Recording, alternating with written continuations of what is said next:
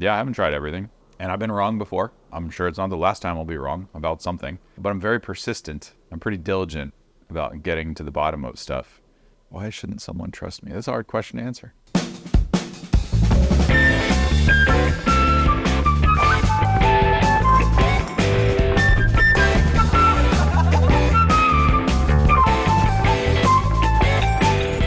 I'm not a scientist. I'm not a doctor. However, I see some people who are doctors, or at least doctors of chiropractic, giving sauna or detox advice on YouTube that is wrong. And you would only know that if you had enough experience or have done it yourself the wrong way and had not a great time with it to know that there might be another way or a better way. The way I interpret PubMed studies or other doctor recommendations, I suppose there could be margin for error.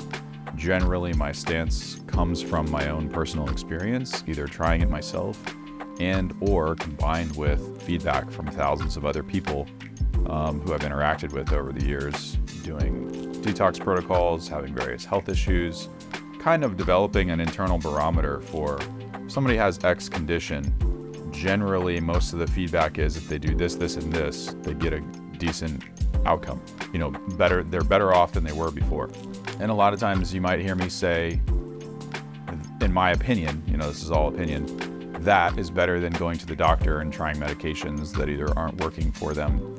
And I guess you could say you might not want to trust that or take it at face value because not every person is the same, and you should always do your own research, make your own choices for yourself. Never let anyone talk you into anything that's not right for you, whether it be me, suggesting something, another person, a salesperson trying to sell you stuff. If it's not within your means, not within your budget, if it's not a good fit for your household or for whatever the goal is that you're trying to accomplish, obviously don't do it. I'm pretty clear about that though. I don't do hard pushes for stuff usually, unless I see somebody just spinning their wheels and it's like, dude, you just get off the pot. It's time. You do what's best for you in situations as far as saunas go. And so... You mean me using them? Yes. Yeah. And so But I have choice now. I didn't always have choice. For one thing, I'm in a different financial position now than I was 10 years ago. A lot of seeds that I planted bloomed. I don't understand why people don't realize that actually. Even the sauna companies themselves. Everyone's like, oh, how does Matt make money with this stuff? Well, I always try to make money with everything that I do so that it's tax advantaged, right? If you do stuff that's in an entity and it's a for-profit business or something, it doesn't really matter how much money you make if you're getting things in your lifestyle that are tax advantaged. I don't want to spell it out in this type of thing. It's a different sort of topic. I think we would alienate the viewers, but no one's asking themselves, well, how did he have money to buy all this stuff in the first place? Because one thing to start a side business to try to make money with it, you still have to purchase all the equipment.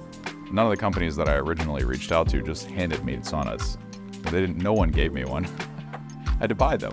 But I was gonna do it anyway because of my own health challenges. So I didn't have an HSA. I wasn't able to take pre-tax money and buy stuff. None of this was covered by health insurance. And I'm like, okay, but I am 100% committed to getting myself better. And this is the path that I think I need to go down because everything else that I've tried so far didn't work.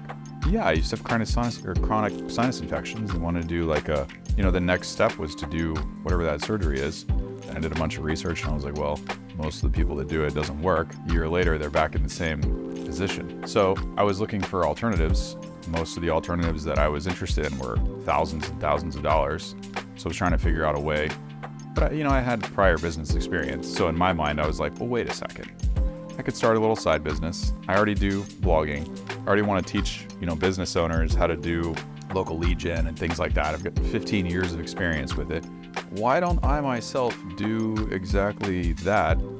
What I do for other people, but for me. Who cares if I make money with it? Then I can put a little money in to start the business. I'm gonna buy all this and we'll use it for media production. Meanwhile, it's like owning a retail store. Like if you owned a gym and you had sauna, cold plunge, float tank, or cryotherapy. When the gym is closed, it's not during normal hours of operation. Is it an issue if you use that equipment personally? How you gonna talk about this equipment if you don't know it? Right. So you gotta use it. So I viewed doing this the same way in the beginning, but it's different now. Like now, what I mean is now I have choice. I could pick or choose any equipment that I want. I have more access to stuff, more financial, means to do different stuff if I think it's really advantageous. A lot of seeds that I planted 10 years ago came to fruition, and things changed. You didn't know me back then, though. You would never know that I was the biggest skeptic ever of sauna. Really? Yes. Big, so big that I was paying like $400 a session to go to this functional medicine doctor lady, and all we would do is sit down for 45 minutes and review my labs, my blood work.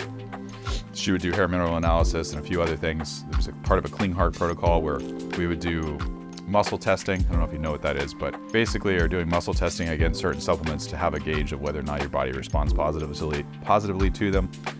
Here we are years later, and I don't know if I subscribe 100% to that methodology. There's a few quirks with it that are kind of out there and could be wrong. But the point is, she was the one that was telling me, hey, based on your labs, and she told me over and over for months, you really need to be using infrared sauna. You got to get in a sauna like yesterday. That's the way she put it. And I'm like, yeah, but they're thousands of dollars. I really don't know if this shit's going to help me. And I was suffering at the time, and she kept telling me, and she's like, okay, we'll do whatever you have to do and that's how I started. So at first, I went and rented a session in Baldwin Park at the float tank place. Paid like $45, whatever it is, for an hour. And then I still wasn't convinced. I felt better, but I was like, I tried, dude, I tried to buy one, and I got sucked up into some Facebook group and with some guy, and he was like, oh, ClearLight's the only thing on the planet that could ever do you any good. And back then I was like, I didn't even know what that was. Like, what the hell's a clear light? Like, it didn't mean anything to me. All I knew was the guy wanted $5,500 for some, two-person sauna. It was supposed to be amazing. And I was like, yeah, I don't think so. So what I did was I went to the store, Home Depot, and I bought a 3-foot, 1-inch dowel rod.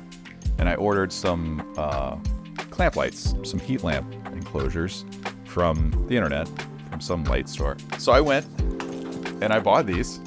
Obviously not a TheraBulb. I wasn't about to spend $25 per bulb. I bought the cheapest bulbs that you could get for reptiles. So basically, I bought 5 or 6 of these. And I had a little dowel rod. I don't know if anybody's ever seen this before. What I did was I would disassemble the clamp light, and I would drill holes in this, and I screwed it to a dowel rod. And I made a little thing where you could take a string and screw it onto the shower handle. So I had a shower that you could block off with insulation. I got a piece of insulation board. So I would get in my shower, I would screw this to the shower handle, I would take an extension cord, put it in there, I put a wooden stool. That's engineering right there. Well, dude, I wasn't convinced. I was like, I don't think this is gonna help me, and I don't just have $5,000. I'm gonna have to take $5,000 out of my savings or retirement in order to buy this thing, or put it on a credit card, which I didn't want to do. And my finances, weren't as strong as they should have been. And so I would sit in the sauna and put a piece of insulation board over the hole, and then screw this to the shower handle, and try not to turn the shower on while the electrical was draped on the floor. Okay. And I would sit on a stool, and I would do my light therapy. That was my version of rebellion. Of I'm not going to spend money to buy this stuff because I didn't believe in it yet. And in hindsight, it was short-sighted because I'll never get that time back. I should have just spent the money.